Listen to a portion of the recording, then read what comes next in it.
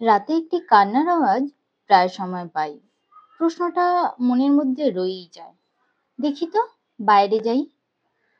বাইরে বেরিয়ে চোখে পড়ল ভবঘুরের কান্না। মধু, মধু করে আর্তনাদ। বড় লাগলো মায়া। ওর ভিতরের কষ্টটা বোধহয় মনে পড়েছে, পুরানো স্মৃতি মনে পড়েছে, তাই ও কাঁদছে। আবারও গিয়ে শুয়ে পড়লাম। ঘুমটা আসলো না। কষ্ট লাগলো আমারও। আহ, কি আছে যন্ত্রণা। আবারও ভাবছি, ভবঘুরে মানুষ, কোথায় বাড়ি জানি না, কেউ জানলেও হয়তো বলবে না ওনার বাড়ির ঠিকানা।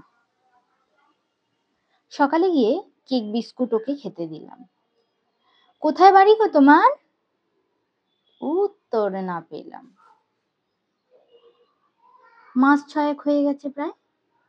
মুড়ির ঠোঁয়ায় ওর ছবি, ঠিকানা সব লেখা আছে, ফোন নম্বরও দেওয়া, নাম রবি। আমি তখনই ফোন করলাম। ফোনটা ধরলো কেউ। সব কথা আমি বলতে আমাদের ঠিকানায় এলো। মা, বাবা, দাদা, বৌদি বাড়ি থেকে এলো। কেউ ওকে ভালোবাসতো, না পেয়ে এমন হলো। ওষুধপত্র চললেও চলছে ডাক্তার। 6 মাস খাওয়া হলো না। বাড়ির থেকে পালিয়ে এসেছে। কত খুঁজেছি, পাচ্ছি না। ও মধুকে ভালোবাসতো। মেয়েটা ওকে ঠকায়।